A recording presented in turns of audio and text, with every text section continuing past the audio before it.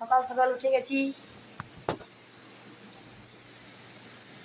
আজকে সকালে উঠে স্নান সেরে পূজা করলাম। এবারে পিসিমণি এবারে রান্না করছে।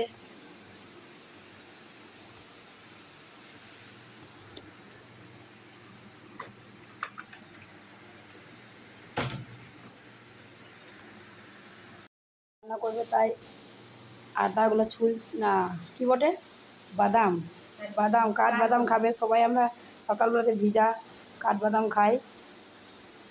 তাই এদিকে প্রেসার কুকারে মুড়ি খাবার সেদ্ধ হচ্ছে, একটু কিছু করছে। এদিকে আলুগুলো সেদ্ধ হয়ে গেছে। আমি এবারে আলুগুলো খোসাগুলো ছাড়িয়ে দেবো। ঘুগনি হবে আজ যে বাড়িতে। আপনাকে দেখাই, আমাদের গোপালকে দেখাই আপনাকে সবাইকে। গোপালের পুজো করে এলাম। আজকে হালকা বৃষ্টি হয়েছে, তো হালকা বৃষ্টি হয়েছে। মেঘটা একদম আকাশটা মেঘ করে আছে এখন।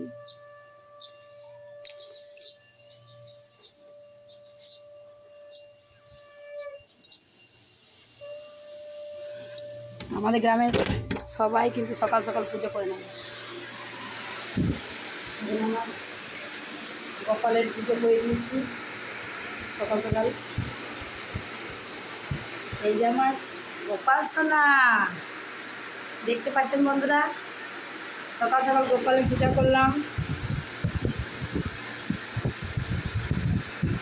আর এখানে গীতা বই আছে, হনুমান চল্লিশা আছে, শিবের শতনাম আছে, সব এই বইগুলো আমি সকাল থেকে পূজা করার পর করি। আর এই ফুলগুলো রয়ে গেছে, সন্ধ্যাবেলায় কাজে লাগবে।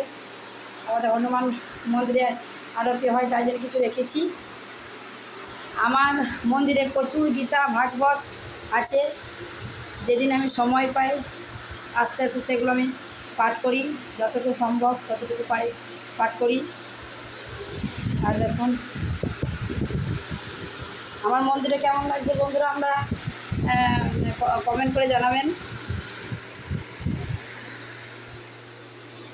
এবারে আমি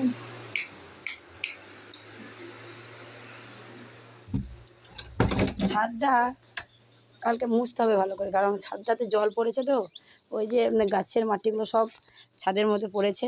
ছাদটা কালকে ভালো করে মুছতে হবে।